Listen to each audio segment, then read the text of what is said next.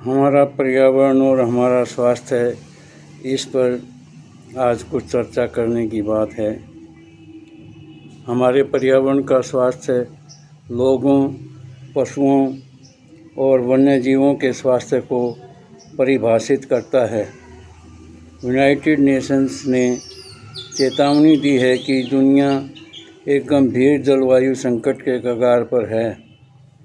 जलवायु परिवर्तन पर intergovernmental panel of climate change (IPCC) की ताज़ा रिपोर्ट से पता चलता है कि मानव गतिविधि द्वारा छोड़ी गई ग्रीन हाउस गैसों ने दुनिया को 1.1 डिग्री सेंटीग्रेड तक गर्म कर दिया गया है।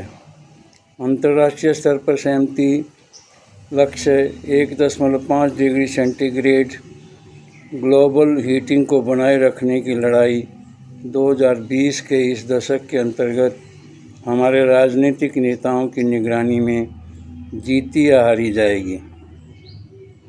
हरियाणा के निवासी भीषण गर्मी के प्रकोप से और वर्षा वितरण में बदलाव के साथ जलवायु परिवर्तन के परिणाम भुगत रहे हैं। इस साल मई और जून के महीने में हरियाणा राज्य को गंभीर गर्मी की लहर की स्थिति का सामना करना पड़ा, जिसमें सिरसा में तापमान 50 डिग्री सेल्सियस तक पहुंच गया, जबकि राज्य के अधिकांश हिस्सों में तापमान 45 से 50 डिग्री सेल्सियस तक पहुंच गया। गर्मी की लहर की स्थिति ने लोगों के जीवन, आजीविका और मानसिक एवं शारीरिक स्वास्थ्य पर भारी असर डाला है। हरियाणा राज्य जलवायु कार्य योजना के अनुसार जोखिम प्रोफाइल के संदर्भ में हरियाणा के 22 जिलों में से 95% का उच्च और मध्यम जलवायु जोखिम स्कोर है, जिसमें नूंह सबसे संवेदनशील जिला है।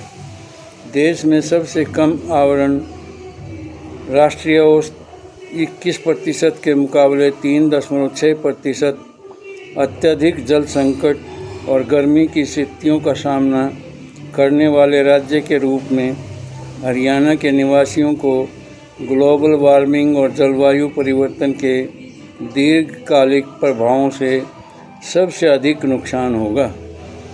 इन खतरों के सामने ग्रीन हाउस गैस उत्सर्जन को कम करने, प्रकृति को बहाल करने और हरियाणा के लिए एक जलवायु सहनशील अर्थव्यवस्था बनाने के लिए एक संगठित प्रयास करना महत्वपूर्ण है। आओ हम सब मिलकर इस अभियान में शामिल हों। यही ज्ञान विज्ञान आंदोलन की तवज्जो है, रिक्वेस्ट है, अपील है आप हम सब से कि हरियाणा के पर्यावरण की समस्याओं को कैसे हम सामना करें, उनको कैसे समझें।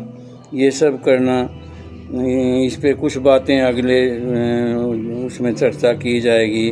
जय हरियाणा, जय हिंद।